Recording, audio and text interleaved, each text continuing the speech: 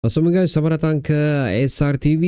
So, kita semakin menuju ke perlawanan terakhir untuk Sabah FC bagi tahun 2024 ni dan seterusnya perlawanan terakhir untuk pusingan suku akhir Piala Malaysia pula untuk kedua-dua pasukan iaitu Sabah dan juga Kuching. Dan seperti mana anda tahu, ini adalah merupakan perlawanan timbal balik, perlawanan kedua untuk kedua pasukan di mana Sabah FC buat masa ini mendahului dengan agregat 1 gol berbalas kosong yang kita perolehi di Stadium Negeri Sarawak pada tempoh hari lah. So walaupun tajuk video ni head to head, tapi sekali lagi terlalu banyak perlawanan antara kedua pasukan ni.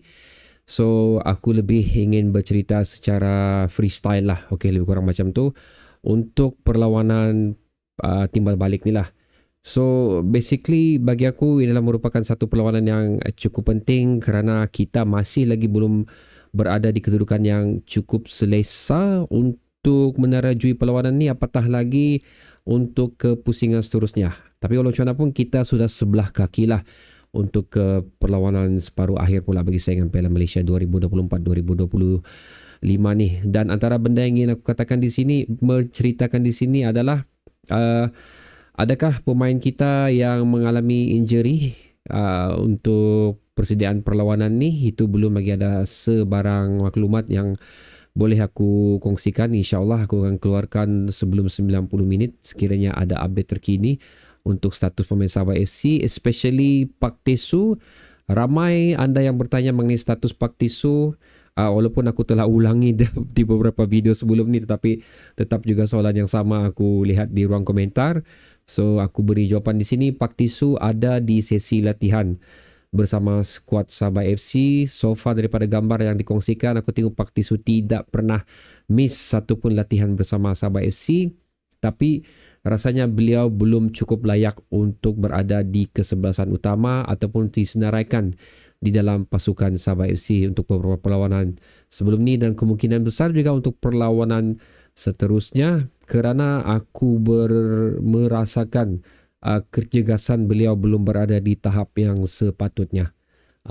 Satu lagi, mungkin juga dengan menurunkan Pak Tisu yang mempunyai match yang cukup kurang, mungkin akan memberi impact untuk Sabah FC lah, di mana kita saksikan sewaktu Sifu diturunkan, kita nampak sendirilah bagaimana pemain yang mempunyai kurang minit permainan, cara aksi mereka tidak seperti mana yang biasanya mereka tampilkan. Lebih kurang begitulah. So untuk Kuching pula, mengikut apa bacaan aku, mereka juga berkeinginan untuk mendapatkan kembali dua pemain utama mereka yang sekarang ni beraksi untuk Harimau Melaya. Keputusan lawan Singapura 0-0 So itu mungkin aku boleh katakan, aku jangkakan jugalah akan berakhir dengan keputusan tersebut kerana tidak menggunakan skuad terbaik untuk Harimau Melaya. So itu cerita lain. Kita bercerita mengenai Piala Malaysia antara Sabah dan Kuching sekarang ni. Dan inilah merupakan satu, bilang orang, sekiranya benda tu boleh dilakukan oleh Kuching adalah merupakan satu berita yang menggembirakan untuk skuad Kuching, untuk coach dan juga untuk penyokong-penyokong Kuching sendirilah. Sama ada ianya akan menjadi realiti ataupun tidak, itu belum pasti. Tapi sekiranya dua pemain tersebut boleh beraksi untuk pusingan kedua ni, ianya akan menguatkan lagi skuad Kuching City lah. Dan sekali lagi, perjalanan kita ataupun peluang kita akan menjadi sukar dan kita perlu berusaha lebih, especially untuk menjadikan gol. Satu cerita lah, tapi ceritanya sekarang lah untuk mempertahankan agregat yang kita miliki, kelebihan 1 gol ni. Aku ada terbaca juga mengenai ruang komentar yang mengatakan macam tidak adil lah Sabah memanggil kembali 4 pemain mereka untuk beraksi di saingan Piala Malaysia ni. Mengatakan juga macam skuad Sabah FC takutlah menentang Kuching. So kalau kamu tanya aku, Sabah FC patut berasa sedemikian dengan membuktikan yang kita tidak memandang rendah pihak lawan kita. Lebih kurang macam tu. Satu lagi bagi aku, Harimau Melaya mempunyai target mereka sendiri, begitu juga dengan kelab Sabah FC. Sabah FC pun mempunyai target mereka sendiri untuk di mana apa yang boleh mereka, reality relevannya apa yang mereka boleh kecapi. Untuk melakukan sedemikian memang perlu pemain terbaik dalam skuad Sabah FC. Lagipun mereka bukannya tidak dibayar, mereka dibayar juga. So sekiranya melepaskan mereka untuk 100% bersama Harimau Malaya adalah merupakan satu kerugian kerana kita mengambil pemain tersebut untuk melengkapkan atau menguatkan skuad kita. Jadi kalau tidak digunakan, so apa poinnya lah untuk mendapatkan pemain tersebut dan membayar gaji pemain tersebut. So lebih kurang begitu. Itu pendapat aku dan juga jawapan aku untuk persoalan yang antara persoalan yang diberikan lah mengenai keputusan Sabah FC untuk memanggil kembali pemain tersebut. Tapi ini pun telah dinyatakan oleh Stano di mana wujud perjanjian di antara Harimau Malaya dan juga Sabah mengenai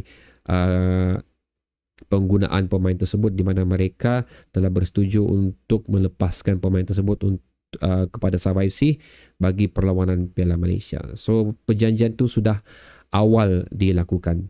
Sebenarnya bukannya satu keputusan yang last minute kerana macam risau ke takut ke atau benda-benda macam itulah. So again, perlawanan ini akan menjadi satu perlawanan yang cukup sukar. Aku rasa Kuching akan membawa kekecewaan mereka, cuba untuk mengubati dua kali luka yang telah mereka lalui di Stadium Negeri lah, dan cuba untuk mencalarkan Sabah pula, Tosang Badak ni pula di hadapan penyokong mereka sendiri. Maksudku mereka tu kita lah penyokong Sabah FC. Dan aku mengharapkan Sabah FC akan menidakkan peluang Kuching City dan juga membatalkan niat Kuching City untuk membalas luka mereka di stadium mereka sendiri.